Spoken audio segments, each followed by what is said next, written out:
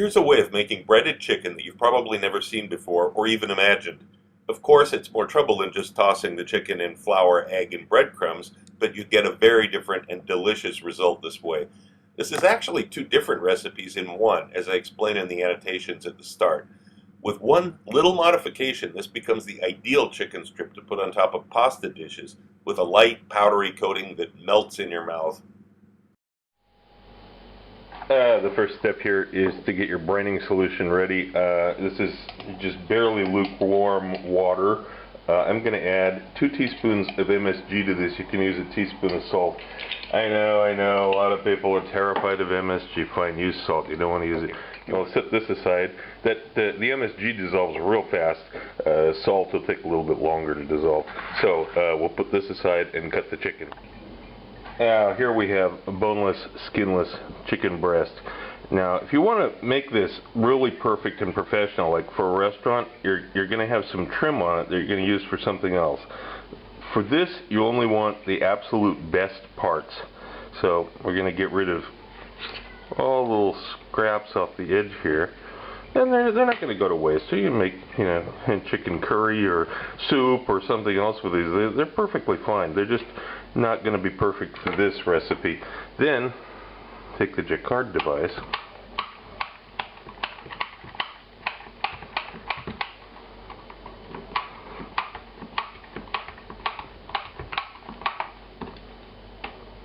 This is going to help the marinade and all penetrate it much better, as well as, of course, making the chicken more tender.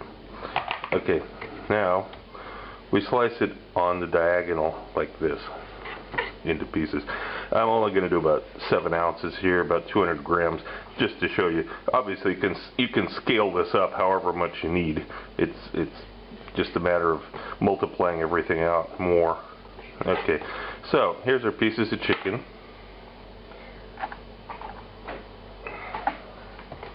And into the brining solution of sorts they go. And we're going to leave these here for about half an hour, the most. Okay, the chicken's been in the brine now for about 15 minutes, so we're going to start the next step. I have a bowl here that I've put about a teaspoon of honey into, and I have some warm water, 90 milliliters of warm water. We'll combine this. Make sure the honey's dissolved. Now you have to feel it. It's a little bit too hot still. And I add a tablespoon of flour to this.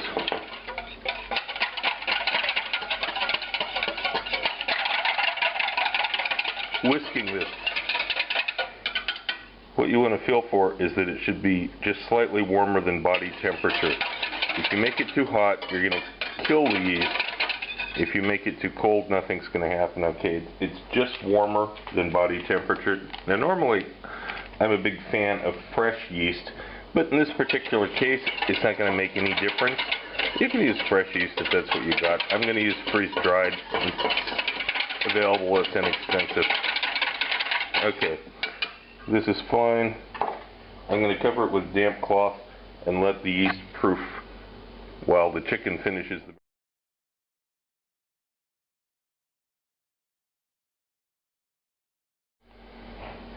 Okay, the brine time is up. I've got the chicken here and about 60 grams, about 2 ounces of flour. I'm going to shake off the brine a little bit off of each piece as I drop it into the flour. You don't want excess in there. And when you've got all the pieces in, just kind of mix it around. You can use your fingers too. And then make sure that the chicken is all evenly coated. We're going to let this sit like this in just the flour on its own, the excess of flour on its own, for 2 or 3 minutes. Make sure that chicken is completely stuck to the flour. Now we add this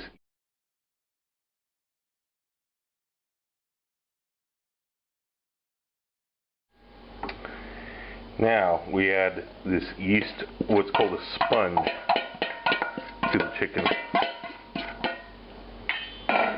Highly active yeast.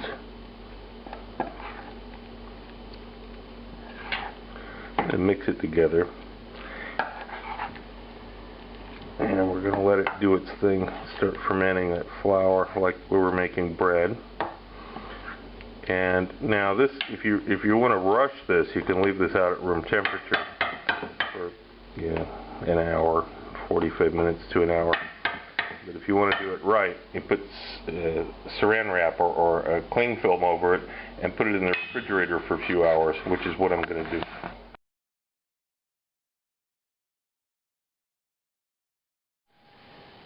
And when you get ready to actually make the chicken, we have to make the seasoned flour up with the thyme, rosemary, oregano, salt, brown sugar, paprika, turmeric, black peppercorns, and this little item here is called fuse coating. This is described in volume 3 of the cookbook. I can't go into it here. It's a clone of a proprietary commercial product. You have to cook it together and grind it down. It's way more complicated than I can explain now. But if you want to go the full 9 yards and make this into a fantastic product, get volume 3 and make this. Otherwise, you can leave it out. And it'll still be very good even without this. But this just is gilding the lily, so to speak. Okay, so these are going to get ground up and mixed with the flour. And here's the spice mix with the flour in a bowl and the cornstarch. Just mix this together well. Now, a proper deep fryer is really the way to do this. I'm using a pan on the stove with some oil, which is more difficult to control. It's not really the best, but I want you to be able to see the chicken cooking, and the deep fryer I have is all black and enclosed, and you won't be able to see anything. So I'm going to do a few pieces right here in this pan. Also, I have set up here right after a wire rack over some paper towel over a plate so that when the chicken comes out I've got a place to dry it. It's best to actually put it on a rack rather than on the paper towel itself, because the paper towel quickly absorbs the oil that runs off and then it goes back up into the chicken and it makes it a little bit greasy. So you're really better off putting it on a wire rack. Okay, finally the oil is hot. This is what the chicken looks like now. It's breaded. It's really breaded. It's part of the bread. And we're going to pull it out like this. And that's what I call breaded chicken. And the first piece is always the hardest one to get out. And I quickly put it in the seasoning mix. Don't leave it laying in the seasoning mix, okay? And then drop it into the hot oil. I'll show you it cooking in just a second. Get another one out here. This pan with the oil is pretty small, so I'm only going to do a couple at a time because you don't want to overwhelm the oil. Here they are cooking in the oil.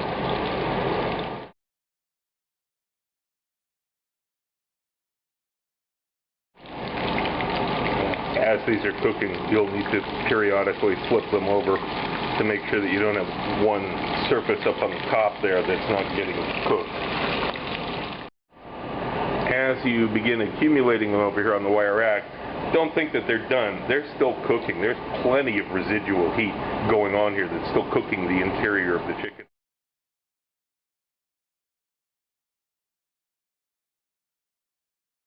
Okay, you got all your chicken done.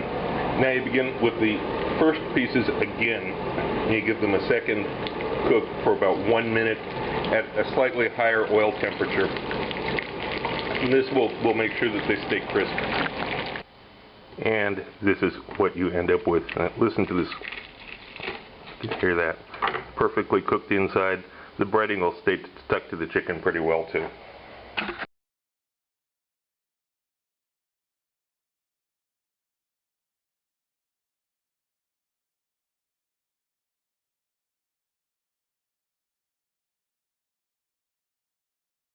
If you want to understand, really understand, what goes on in the chemistry of cooking, Volume 3 is what you've been waiting for.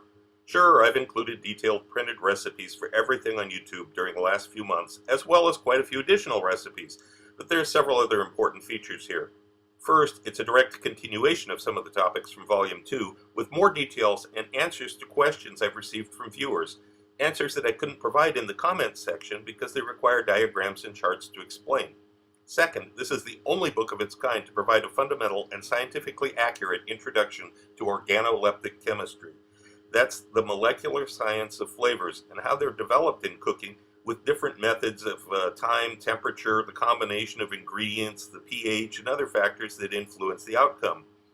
There's an extensive explanation of the browning of foods, and I don't just mean the Maillard reaction. Everyone knows about that by now. This is another whole level of understanding. But more important of all, this book introduces a novel method of making the sort of addictive flavor additives used by commercial food manufacturers, only using natural foods instead of bottles of chemicals. All you need is basic kitchen equipment and a digital thermometer to enter into this whole new world of cooking you've never seen before. If you want to know more about my adventures as a chef around the world and have some great laughs along the way, be sure to check out the video tour of my book, 40 Years in One Night. It's up on YouTube right now. Click the link. Also look for my cocktail book, Cocktails of the South Pacific and Beyond, Advanced Mixology, available through Amazon online.